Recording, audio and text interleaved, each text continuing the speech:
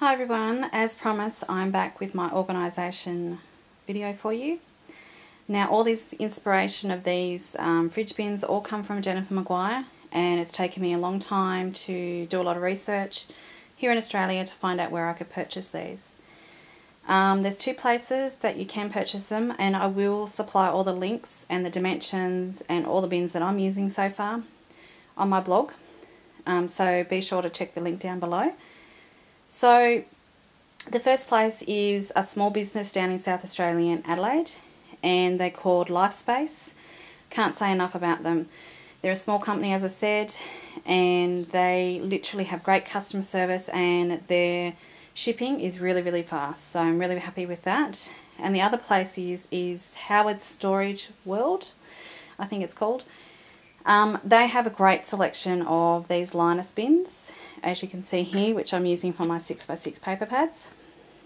As I said, Jennifer Maguire has been sharing lots of tips and tricks on what she's been using, and I'm actually finding that I'm adapting to the same sort of process for various different other reasons, but I'm liking the fact that they're not in a drawer anymore, and that I can actually flick through them and pull them out and find out what I really want to use. So basically I have older collections that I really haven't used, and I figured that this might be a better way to actually use up those pattern papers that are still quite beautiful and still really need to be put on cards. So this is the first bin.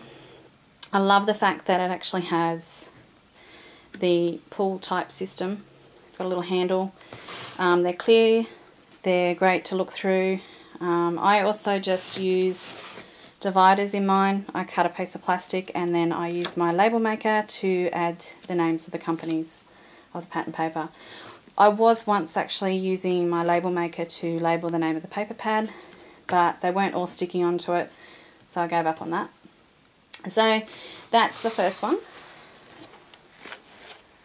Now the next one, I brought quite a few of these, figuring that my ever-growing dies would actually fit in these, and they do. They fit perfectly with these little pockets, and they're from Simon Says Stamp. So I'll just show you. This one actually has a stamp in it, but they'll be perfect for the little stamps anyway. So great size. I love the fact that the stamp or the die can sit up above it as well, and once again it's got the handle on it as well, and you've got good depth with that as well. So that's that one.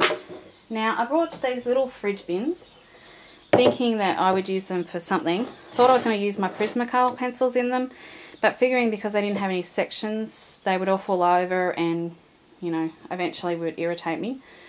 But I could use paints or my mists or anything in these. So I've got two of those.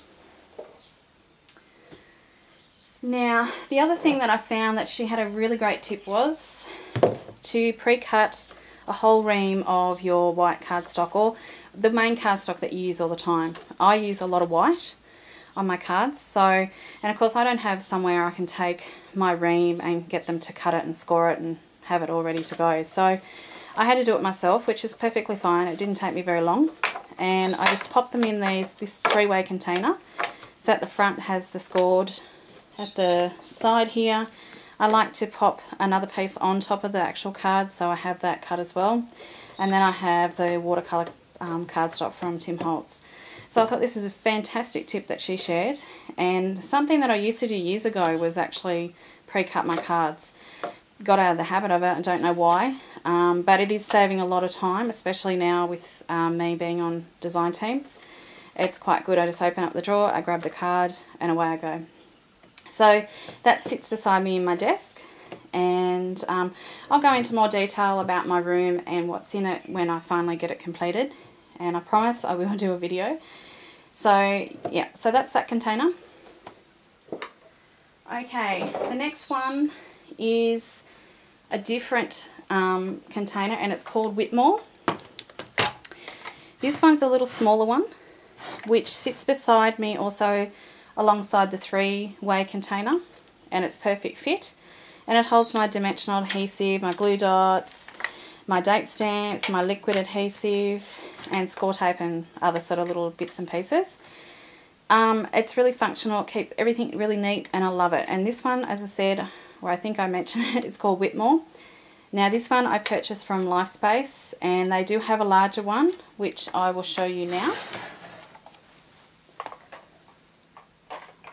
And the larger one, I showed on Instagram the other day, was how I was storing my washi tape. So this is a sectional one. It's also a tray that is an organisational tray that you can pop all your craft tools in, and it's really, really functional. I love the fact that it does have sections. This middle section is completely the length. It doesn't have a divider.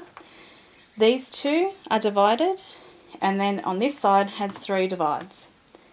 But it fits my entire collection of washi tape, apart from about 4 rolls of washi tape that I had left. Yep, I do have an issue with hoarding washi tape. I love it. I love the fact that it's a low tray, but I can see all my washi tape, and it's really quite colourful. Just need to find a spot for it once we organise the room. But yeah, I'm really over the moon of actually finding these organisation bins. I think it's going to really help me, you know, use a lot more product that I didn't do in the past.